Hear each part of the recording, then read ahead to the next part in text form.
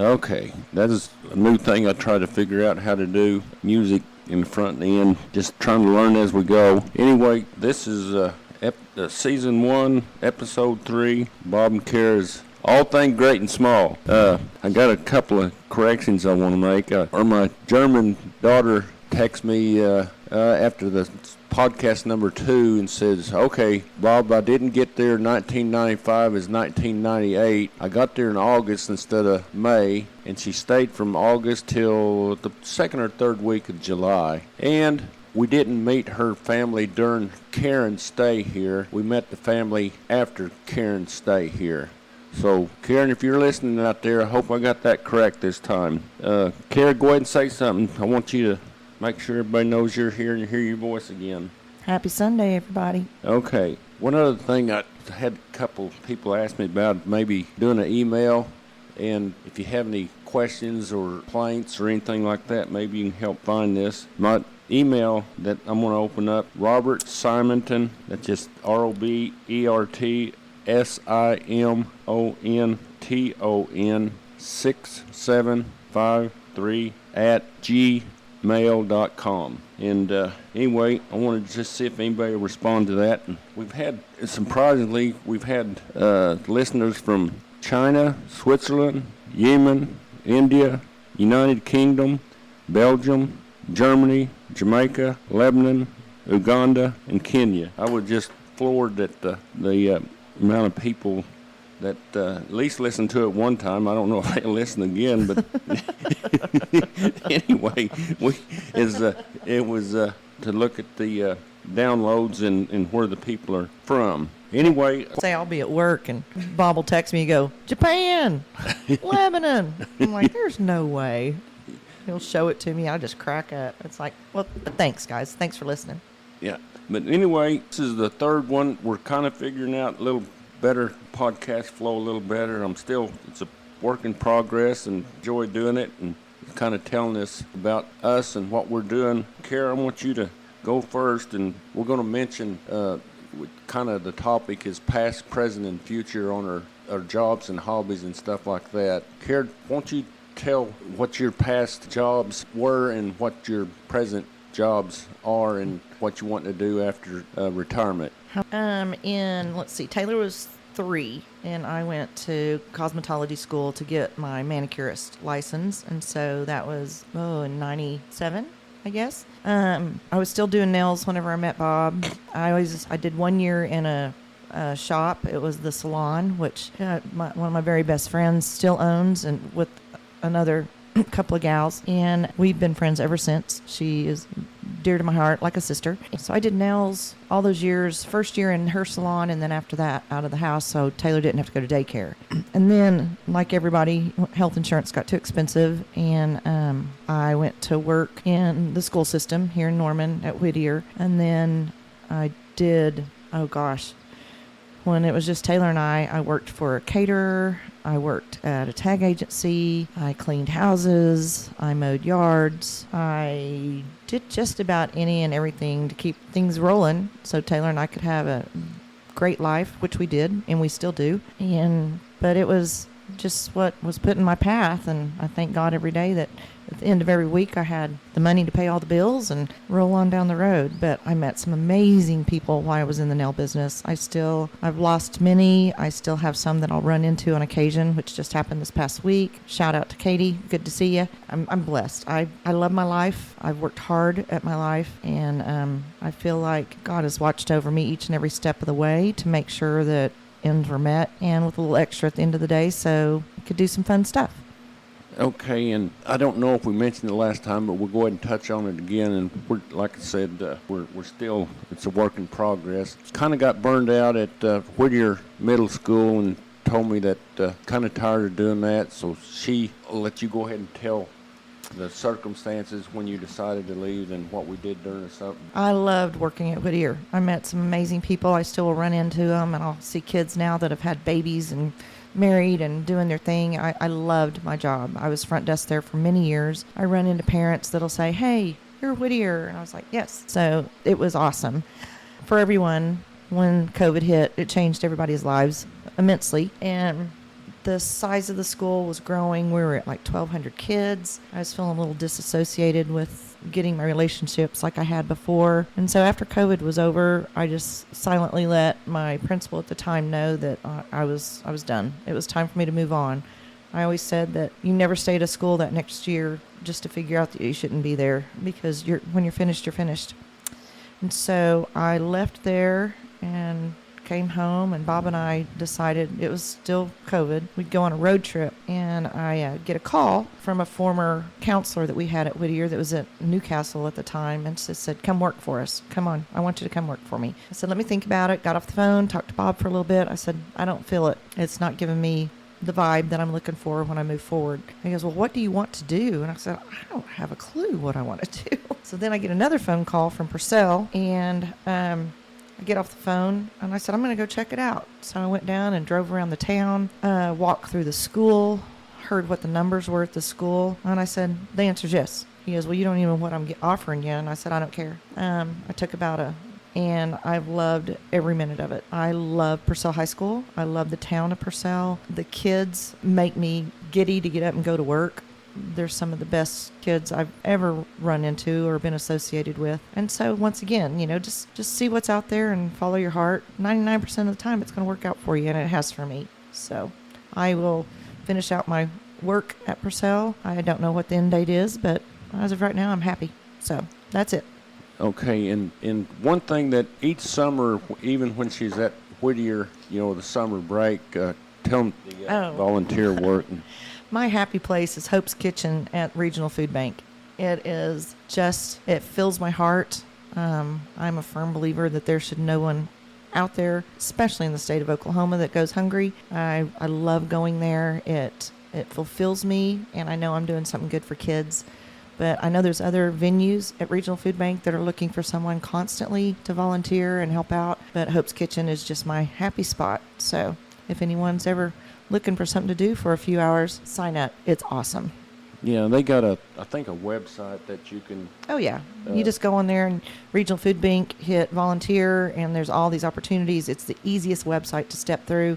I mean, if I can do it, anybody can do it, and there's so many different opportunities. So Regional Food Bank, out to you. Then another thing maybe you can touch on, kind of describe your present job at Purcell High School, what you're doing.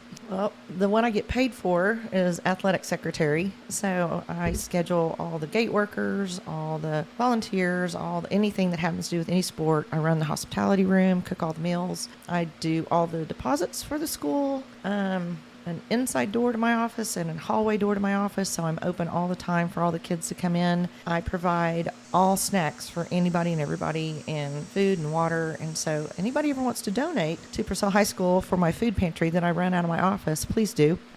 These kids are constantly looking for a snack. I mean, they're high schoolers. They're always hungry. They want to eat. And so I've had donations come in last year. This year I haven't been as blessed on that end of it, but still food is coming in. Regional Food Bank, they donate to me, but if anybody's ever wanting to snacks, water, juice, Yoo-Hoo, they love Yoo-Hoo for some reason. Go Yoo-Hoo. But it's I'd take anything and everything. So yeah, and one thing that Cara in her job, she's able to communicate with the students, the children, and such as that. There was a person in the Purcell area, I think she contacted and asked Cara about what she's doing with the kids and such as that. Would you touch on that a little bit and tell them it's a pretty significant boost for their program?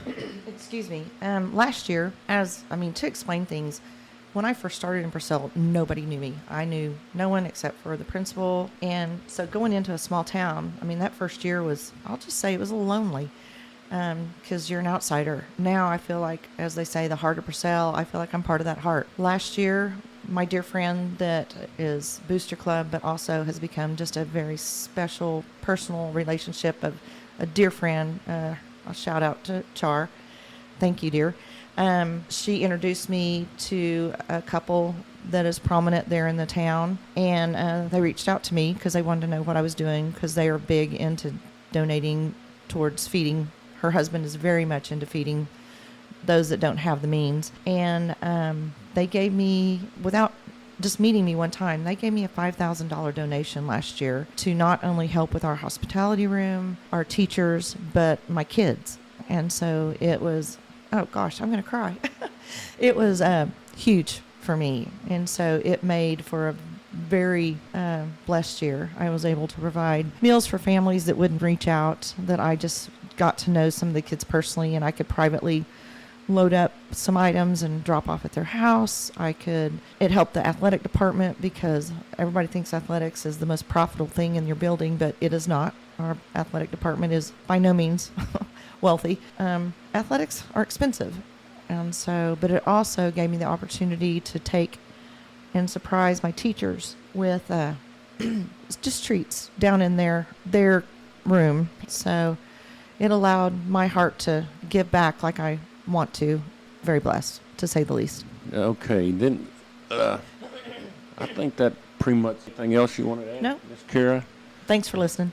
Okay, well, and I think Cara, she's telling like it is, and if there's anybody out there that, in the Purcell, Dragon, Heart of Oklahoma area that want to care in her cause with donations, money, or goods or something, that it's not just the athletics, it's the students in general, some that need, and a lot of people have. And Cara's, I guarantee you, she'll make sure that we'll end up with it. And she does well doing that. And she comes home with stories, letters, present and past students that and I've seen the letters. And Cara, you want to tell a little bit about that? You're going to get me crying on a microphone. Sorry. I can't tell you how much these kids mean to me. When I was still at Whittier, one of the things that these kids do is when they're seniors, they can write a letter and they get the opportunity to come read it to you. And I had one young lady that did that for me. She was always special in my heart. She was so shy when she got to Whittier, just this little bitty thing with the biggest smile that I've ever seen on a human's face. And she came and read her letter to me, and it meant the world to me. And I've seen her grow up. I've been to her wedding. I get to see her on occasion, and she is just one of the brightest stars that this world has ever been given. And it's just a blessing. I mean, when you get to work in a school and you open your heart, and I'm telling you right now, people are the greatest thing that God gives us. They are so smart. They are so funny. They have every intention of being good until the world gets hold of them and changes their mind a little bit. But if you stop and look at the center of each and every one of them, you get to see the brightest light every single day. I don't care if they're an infant to, 20 years old. You get to see good, really true good that is placed on this earth. And stop and check that out sometimes is my advice. All right, I want to go through my past career real quick. 1973, I started in oil field work. I worked on the drilling rigs 8 years. Went from floor hand, derrick hand, driller, tool pusher. In those 8 years, I was blessed to be able to work in several different states, Oklahoma, Texas, California, Arkansas. Worked a year in Guatemala, Central America. Worked a little over a year in Bolivia, South America. After I finished working on the drilling rigs, I decided I wanted to be more local based. I got into it's called the fishing and rental tool company business. I did that for, almost 40 years. I was doing sales, I was doing service. I'd go out on the rigs and do the actual hands-on work, and got quite a bit of experience doing that. A lot of hours in the on location. And at one time when Cara and I met, I told her, I said I spent more time in my pickup on locations than I have at home, and it's hard work, a lot of hours, and get a whole lot of time at home, but tried to make the best of it when I was. I think 30 years with Weatherford Incorporated. Finally got a call from the one of the office management and asked if I'd like to come to Oklahoma City area and work in office. And I said, let me think about it a while. And I worked a few more months, and I called him back. Is that opening still in Oklahoma City? I said, man, I'm getting a little older, and the summers are getting hotter and the winters are getting colder. And I said, I'm I'm starting to look at that office job like, I think I'd like to give it a try. And he said, well, like, get up here Monday. And that was like on a Thursday. I said, okay, heck yeah. So took that job. I worked up there about 7 years and went from, I was doing sales and troubleshooting on the wells that they'd have trouble with, and finished up my career. I was the fishing tool coordinator, and helped troubleshoot with the companies and the our fishermen. Basically, it was over domestic U.S. and at one time a little bit of Alaska, helping our guys and the companies troubleshoot and try to fix the wells. And I told Cara about, I think I was 62 or 3. I said, I'm thinking about retiring. And she said, well, when you got? I said, I don't have a date yet, but I'm not far from it. And I've been on my own since I was 17 years old, and I was able to save some extra money, and financially I kind of figured out that, okay, I think I could do this. And anyway, Cara was at Whittier Middle School, and her co-workers had done some sort of contest, won the contest, and part of the contest winnings was a all expense paid trip to New York City. And Cara went with, how many people? There were 4 or 5. Yeah, there were 5 of us. 5. We got to go to a conference of our choice on the subject matter that we presented to our PTO, and we had to figure out. We had a budget, and we had to figure out how to stay, how to eat, how to do all these things in this budget, but also get all paid to go to this conference, which was amazing. Anyway, she was up there, and it was on a Friday when I made the decision, and I made my mind up on Monday. I was going to go in and tell them I was finished. I was going to retire, and so I think did I call you on Friday? Yes. Yeah, it was on the Friday. I called Cara, and she was in New. You text me actually. Huh? You text me. Oh, I text basically. Said I'm retired. Yeah, I just texted. I just retired, and okay. She said she just texted back okay, and she's probably busy. She already knew it was going to happen, and I think some of her companions up there in New York said, what was that all about? And said, my husband just texted and said he retired. They were like, what? Do you need to load? You need to go home? Is everything okay? I was like, no, we're good. Yeah. So anyway, I made the decision on the Friday, told Cara on that Friday, went in Monday, and basically already had all my stuff wrapped up Friday. And anyway, I went in, told them I was retiring. They said, when? I said, right now. They said, are you going to give us 2-week notice? I said, well, would you give me 2 weeks notice you just firing me? They said, nope. I said, well, I'm out of here. They said, okay, we completely understand. I said, I've been working here basically 38 years. I'm tired, ready to go home, and this is my notice, and what I got to do, fill out paperwork. And I was out of there by noon, and any of the co-workers other than that my boss at the time that I was going, and they understood the circumstances, and they kind of understood that, if you're going to not give us 2 weeks notice that you're firing us, I'm not going to give you 2 weeks notice that I'm retiring. So basically ended up on pretty good terms. Quite a while. I was probably 6 months after I retired. I was still getting calls and help troubleshooting and that, and now it's pretty much gone away.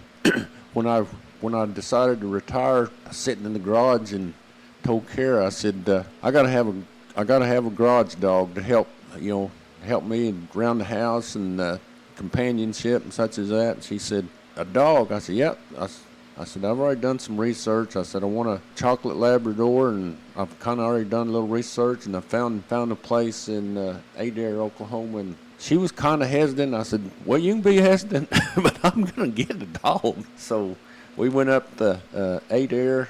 We found they just had a litter. We went up there and looked at them, and Cara saw, oh my God, we got to have one of them, and picked one. It wasn't weaned yet, so a few weeks later we went up and picked her up, Sadie, and she's been with us going on 7 years now, and she went from a total maniac, can't control dog. We took her to about a 3-week training course with a young lady here in the Norman area. I'm going to give a shout out. It's Bar A Kennels in Adair, Oklahoma. He is an amazing human. He's a counselor, or was when we first met, when we first got Sadie, and in the public school system. But they run this kennel, and their dogs are absolutely gorgeous. And then the training that she went to was Roots Canine. So shout out to both of those. But anyway, Cara and I, we went on a kind of extended trip and left Sadie with the trainer for 3 weeks. And we got back. The trainer says, "You guys come over here, and now I got to kind of help train you guys." We spent maybe a half a day watching what we're supposed to do with the dog and trying to train it. And then we went home.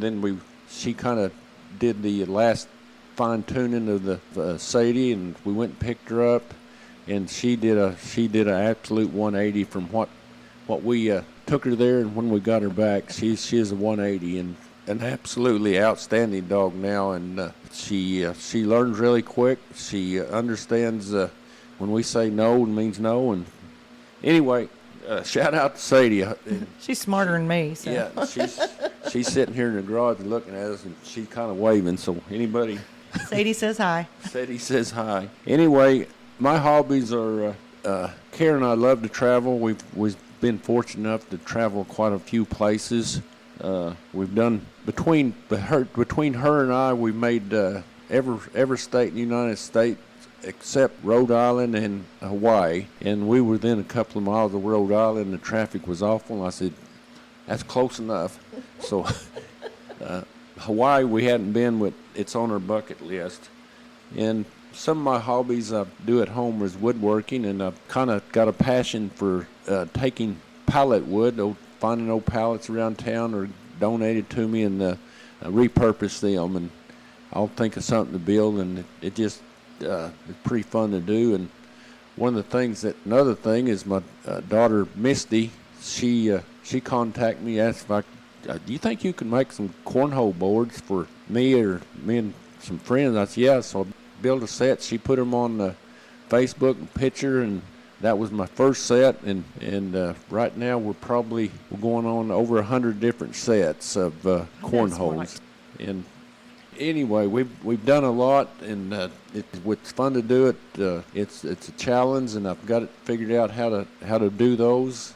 We enjoy it. We've donated quite a few for really good causes. So we enjoy doing that, and we love sports, especially college sports, and especially Oklahoma University sports. We go to the softball games when we can, baseball games when we can, football games when we can, basketball games when we can, and if we can't, we're usually listening or watching at them. So it's been a lot of fun. We've had great careers. Cara's still working. She's winding down her career. She's got her own little game plan on her exit strategy. Whenever she gets ready to do that, I'm sure we'll figure out what we can do to make ends meet. And I think that this is probably by far our longest podcast, and maybe we'll get some listeners out there. And I did the Gmail or email. If anybody out there enjoys it or doesn't enjoy it, and wants some other topics or such as that, we can look at it. And I've got time to look them all over, and I'd love feedback if we get a chance. And like I said, it's Robert Simonton 6753@gmail.com. And I guess we're going to sign off. You going to anything, Yee? I do have one thing. I have become fascinated because I have total respect for this young lady, because I think she just got her 15 minutes of fame and it extended into something else. But Haley Welch, if you're ever in Oklahoma, come see Bob and I. We would love to have you on our podcast. So okay, Bob's looking at me like, what are you talking about? Yeah. But Well, I'll explain it to him. Yeah, then right now we've got plans to have our first guest next. Hope things work out and she's able to come down and join us for the podcast. She's an absolutely wonderful lady, and this is this will kind of segue from our volunteer work we do. So hopefully she's here, and we kind of give you some background on how we met her, and then what she does and what we've done with her since. So, okay, we're going to sign off, and hopefully I'm gonna play a little song here at the end, and this is pretty much segues with my life, and hope you enjoyed it. And here you go. See ya. Me, all the things that I would be, I never really looked out quite that far. It's never been a simple thing. See the world with a young man's brain, with an old man's heart, restless soul. Yeah, my family went broke my 18th year. Dad took a job many miles from here. That was all right by me. I was on my own. I had a band, found a job. Life was all right. I worked when I had to. We played all the time. Only got through that first year of college all right. But I learned more on the freight docks, dropping forklifts on the 3 o'clock a.m. shift in the wintertime. Man, it got cold. Selling guitars on the west coast, going hungry, chasing ghosts around and around we would go. I saw it all tending bar at night. Treating saints and sinners right is a good thing to do all the time. You never know who you're talking to, but always know who's watching you. Keep your feet moving straight down the line.